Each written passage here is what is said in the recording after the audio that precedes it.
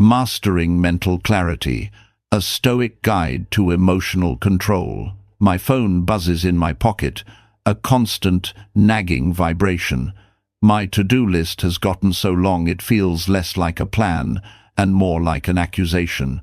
My mind is just a whirlwind of what-ifs, a storm of anxiety about deadlines, relationships, and the endless, scrolling train wreck of bad news on my screen. For years, I've felt like my emotions were in the driver's seat, and I was just along for the chaotic, stressful ride. My inner peace was fragile, easily shattered by a critical email, a traffic jam, or even just a thoughtless comment. It felt like I was living in a state of constant, low-grade emergency. But what if the secret to taming this modern anxiety wasn't in some new app or productivity hack, but in a 20-year-old philosophy? A way of thinking practiced by emperors, slaves, and playwrights to navigate war, exile, and the chaos of their own times. So, I decided to try something radical. I committed to 1 full week of living by the ancient rules of Stoicism. No quick fixes, no shallow promises. I wanted to see if this timeless wisdom could genuinely help me take back control of my own mind. In this video, I'm going to show you exactly what happened, the practices that actually worked, and whether this ancient philosophy can truly give you the mental clarity you've been searching for. The premise: my 7-day Stoic gauntlet. Before I started, I had to understand what I was really getting into. First off, Stoicism isn't about becoming an emotionless robot or suppressing every feeling. That's the biggest misconception. At its heart, Stoicism is a practical guide for living a good life, a life of virtue and calm, by focusing on what you can control and learning to accept what you can't. It teaches that self-control and clear thinking are the paths to real happiness, not by getting rid of emotions, but by understanding them. The ancient Stoics people, like the Roman Emperor Marcus Aurelius, the playwright Seneca, and the former slave Epictetus, developed a toolkit of mental exercises to build emotional resilience. These weren't just abstract ideas. They were daily practices to fortify the mind against the tough stuff life throws at you. So, I set the rules for my 1-week experiment.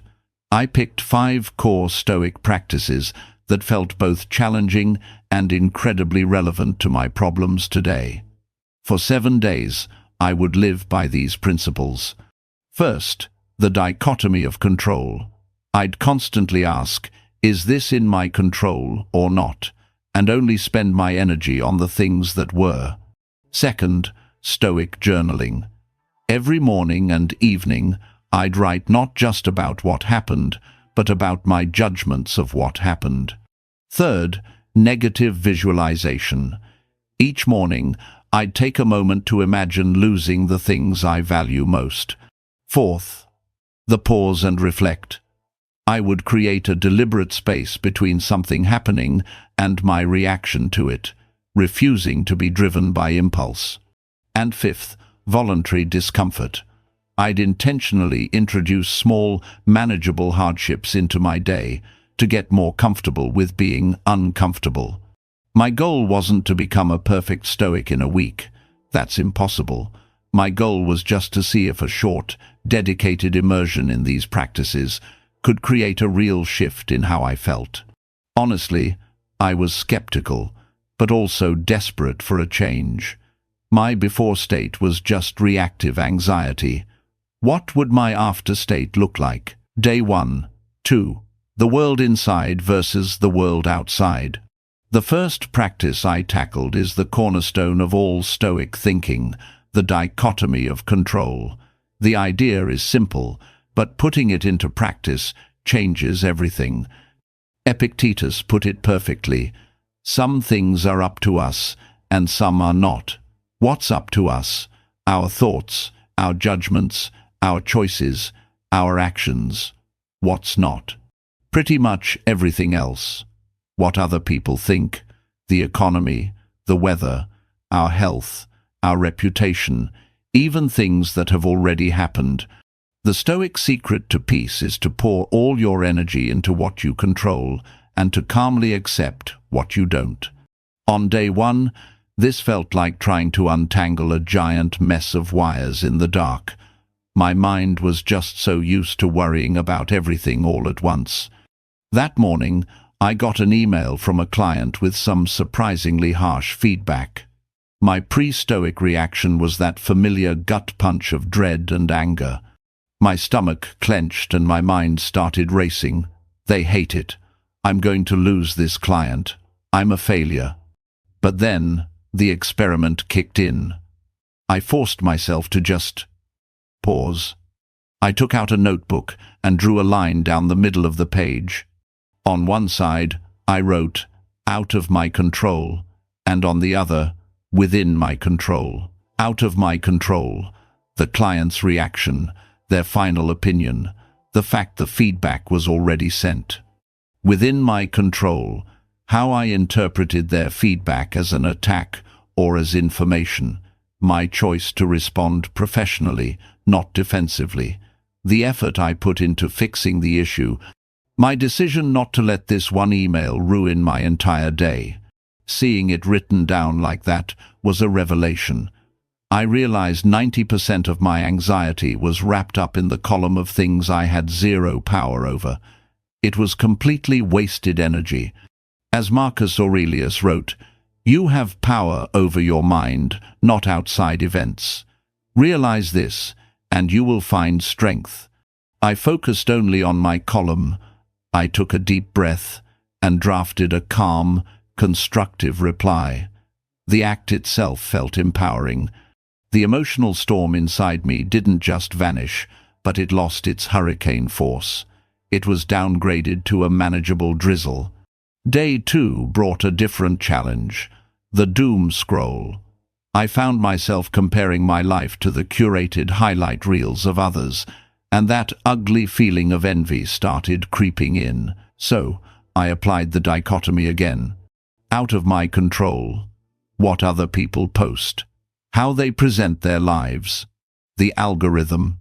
Within my control. My choice to keep scrolling. My decision to remember that I'm only seeing a perspective, not the whole truth. My ability to close the app and focus on my own life. I closed the app. The envy faded, replaced by a quiet sense of self-respect. It was my first real taste of what the Stoics meant by inner peace. It wasn't about the world becoming peaceful. It was about finding a fortress of peace inside yourself, protected from the chaos outside. Day 3. Writing my way to wisdom. On the morning of day 3, I woke up with a knot in my stomach. A difficult conversation I had to have later was already casting a shadow over my day. This was the perfect moment to try the second practice, Stoic journaling. Now, this isn't your typical Dear Diary entry. Stoic journaling is a philosophical workout, a tool for self-examination. The Stoics used it for two main things: preparing for the day ahead and reviewing the day that passed. So, that morning, following the lead of Seneca and Marcus Aurelius, I didn't write about my fears. Instead, I wrote about how I intended to act. I reflected on the virtues I wanted to embody: wisdom, courage, fairness. I wrote about that difficult conversation and thought about how a Stoic would approach it calmly, fairly, and without being emotionally attached to the outcome. I was essentially putting on my philosophical armor before heading into battle. That evening, I did the second part of the practice, the review. Seneca famously asked himself each night, "What bad habit did I conquer today? What temptation did I resist? In what way am I better?" My review was a candid but non-judgmental look at my day. I asked myself, where did I let my emotions get the best of me? Where did I mistake an external event for something truly bad? When did I forget what was in my control and what wasn't? Did I treat people with kindness? The difficult conversation had happened. It wasn't easy, and I didn't get the outcome I'd hoped for. The old me would have obsessed over it, replaying every word and spiraling into anxiety. But the journaling gave me a different way to see it. In my journal, I wrote, "The outcome was not in my control. My intention to be honest and fair was. I acted on that intention. I can be at peace with my actions, even if I'm disappointed with the result." This process was transformative. It's one thing to know that our judgments cause our suffering, but it's another thing to see it proven on the page, in your own handwriting. The journal becomes a mirror, showing you exactly how your mind works. It reveals the gap between what happens and the story you tell yourself about what happens, and when you can see that story clearly, you gain the power to rewrite it. Hey, if this journey into Stoicism is resonating with you, and you want to explore more ancient wisdom for modern life, take a second to subscribe and hit that like button. It really does help more people find these ideas. All right, let's get back to it, because day 4 is when things got really interesting. Day 4. 5. Befriending. My worst fears. On day 4, I tried what is maybe the most misunderstood Stoic practice, negative visualization, or premeditatio malorum, the premeditation of bad things. I know, it sounds morbid, but it's actually an incredible psychological tool for building gratitude and resilience. The practice is simple. You take a few moments to vividly imagine that you've lost the things you value most, not to create anxiety, but to foster a deep appreciation for what you have right now. Seneca said, "We should think of our loved ones, our health, our jobs, everything as being on loan from fortune, and that loan can be recalled at any time without notice." So, on the morning of day 4, I sat in silence for 10 minutes. I first thought about my job, the one causing me so much stress. I imagined being told my position was eliminated. I let myself feel that initial shock. But then, I thought about my skills, my ability to find new work, the support of my family. The fear started to shrink, and a strange sense of freedom took its place. My job is important, but it's not my entire identity. Next, and this was tougher, I thought about my closest relationships. I imagined my life without a dear friend. The thought was painful, but it was immediately followed by this overwhelming wave of gratitude. It made me want to be a better friend today. It made me want to send a text, make a call, and stop taking that connection for granted. That's the genius of negative visualization. It hacks our tendency to get used to the good things in our life and stop appreciating them. By briefly and intentionally imagining loss, you resensitize yourself to the value of what you have right now. Your morning coffee tastes better. A conversation with a loved one feels more precious. The simple fact of being alive becomes a profound gift. On day 5, I applied it to minor annoyances. Stuck in traffic, I imagined not having a car at all. Frustrated with slow Wi-Fi, I imagined having no connection to the outside world. Suddenly, these problems were reframed as luxuries. This practice did 2 things. First, it dramatically increased my daily gratitude. Second, it acted as an emotional fire drill. By mentally rehearsing worst-case scenarios, you vaccinate yourself against shock and panic when bad things do happen. You've already considered the possibility, and you know, deep down, that you can survive it. It strips future misfortunes of their power, because, as Seneca said, we suffer more often in imagination than in reality. Day 6. The sacred pause and the cold plunge.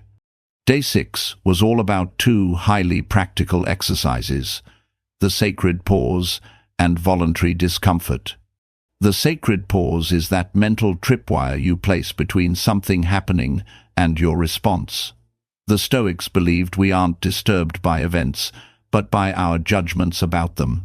The pause is your chance to catch a raw, emotional judgment before it turns into a destructive reaction.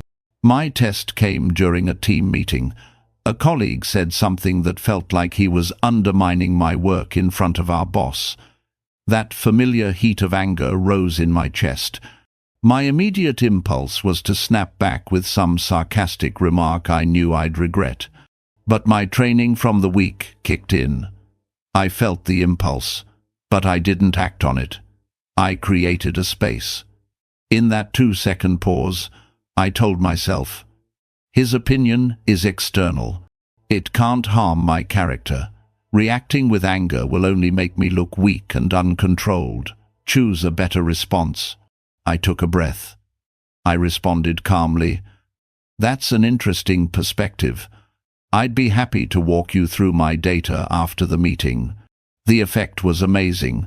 The tension in the room just vanished. My boss nodded.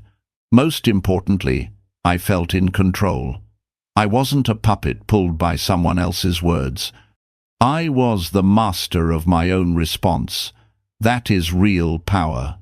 The second practice was voluntary discomfort. The Stoics believed we should expose ourselves to minor hardships on purpose to build our mental toughness and reduce our fear of suffering. Seneca would live on basic food for a few days or wear simple clothes in the cold, just to ask himself, "Is this the condition I so feared?" My version was less extreme but just as effective. A cold shower. I hate cold water.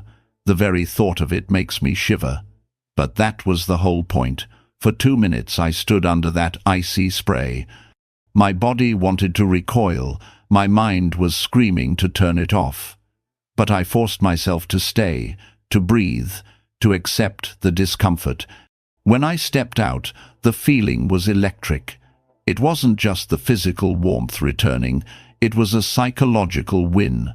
I had willingly faced something I dreaded, and I endured it. This small act of discipline sends a powerful message to your brain.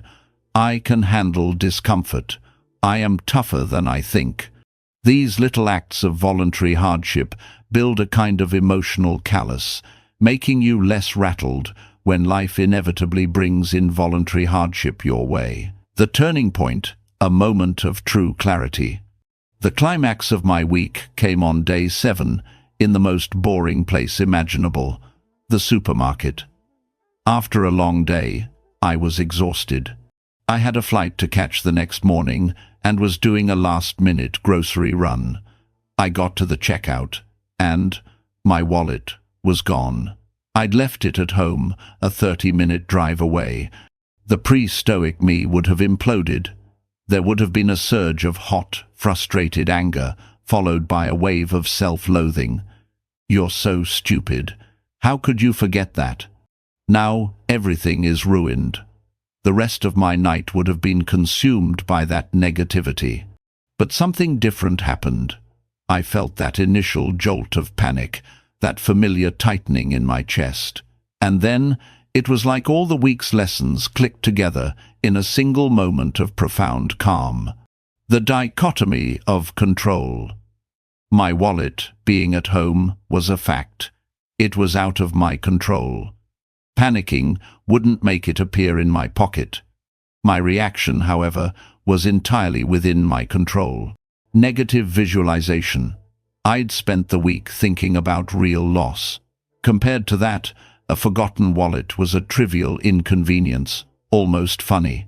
The sacred pause. I took that crucial breath. I didn't curse or sigh dramatically. I just stood there for a second. The guy behind me in line grumbled impatiently. In the past, that would have shot my stress through the roof. But now, his impatience was just that, his.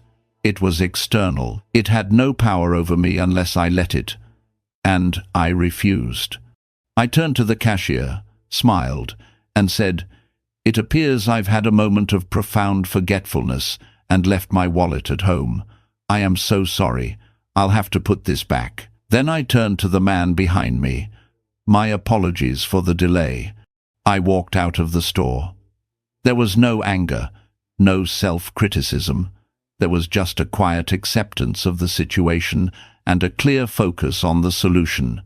Drive home, get the wallet, come back. It was a problem, not a catastrophe. As Marcus Aurelius wrote, choose not to be harmed, and you won't feel harmed. Don't feel harmed, and you haven't been. Driving home, I didn't feel frustration. I felt a sense of wonder. This was it. This was the mental clarity I had been looking for. It wasn't some grand, earth-shattering epiphany. It was a quiet, unshakable peace in the face of everyday chaos. It was the feeling of being the calm eye in the center of the storm. I had faced a classic modern-day trigger, and, using a 20-year-old toolkit, I had remained completely calm. I had won. Conclusion: the journey doesn't end. So, after a week of living like a Stoic, what's the verdict? Did it actually tame my anxiety? The answer is 1,000 times yes. I went into this experiment feeling like a leaf tossed about in the wind, completely at the mercy of events and my own emotions. I ended the week feeling like a tree still subject to the winds of life, but now deeply rooted in something solid. The biggest lesson is this: Stoicism doesn't promise a life without problems. It promises something far more valuable: the inner strength to handle those problems with grace. It teaches you that emotional resilience isn't something you're born with. It's a skill you build, day by day. It's a philosophy of action. My mind isn't a constant storm anymore. There are still clouds, there are still winds, but they no longer have the power to knock me over. The anxiety hasn't vanished, but its volume has been turned way, way down. I've learned to separate the signal from the noise. I am no longer just reacting, I am responding, and that shift is everything. This week wasn't a cure, but it was an awakening. It's the beginning of a lifelong practice, a commitment to building my own inner peace, one Stoic principle at a time. The power to change your own mind is the greatest power you have.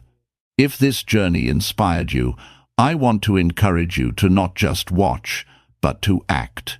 Pick one practice from this video, just one, and try it for a week. Let me know in the comments which one you're going to choose. For more deep dives into ancient wisdom for modern problems, make sure you subscribe and share this video with someone who might need to hear this message. Thank you for watching. Now go and be the master of your own mind.